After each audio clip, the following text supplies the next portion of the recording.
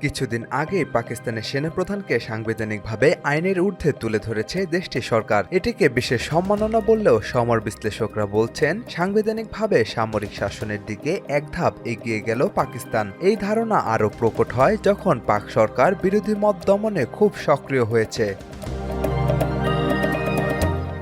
দীর্ঘদিন ধরেই কারাগারে বন্দী পিটিআই নেতা ও সাবেক প্রধানমন্ত্রী ইমরান খান, এমনকি রয়েছে তার মৃত্যুর গুঞ্জনও। এ নিয়ে প্রতিবাদ করায় রোষানলে পড়েন ইমরান খানের ৩ বোন।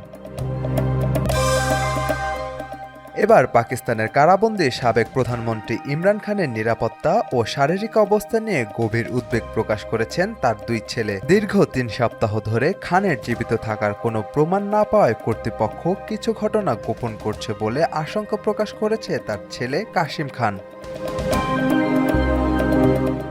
সোমবার বার্তা সংস্থা রয়টার্সের এক প্রতিবেদনে এ তথ্য জানানো হয়েছে। কাশিম রয়টার্সকে পাঠানো লিখিত বক্তব্যে জানান, আদালতের নির্দেশ থাকা সত্ত্বেও পরিবারের কোনো সদস্য বা খানের ব্যক্তিগত চিকিৎসককে তার সঙ্গে দেখা করতে দেওয়ার অনুমতি দেওয়া হয়নি। তিনি বলেন, আমার বাবা নিরাপদ কিনা, আহত কিনা বা আদৌ জীবিত আছে কিনা এ সম্পর্কে কিছুই না জানা এক ধরনের মানসিক নির্যাতন। তিনি আরও জানান, গত কয়েক মাস ধরে ইমরান খানের কাছ থেকে কোনো স্বাধীনভাবে যাচাইযোগ্য বার্তা পাননি তারা। তার বর্তমান অবস্থা সম্পর্কে আমাদের কোনো নিশ্চিত তথ্য নেই। আমাদের সবচেয়ে বড় ভয় কিছু একটা লুকানো হচ্ছে।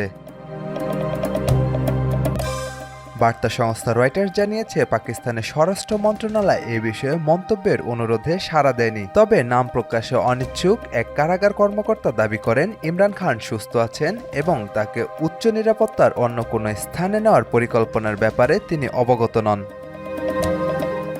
সাজিদ আকরাম, সৌরভ, আজকাল।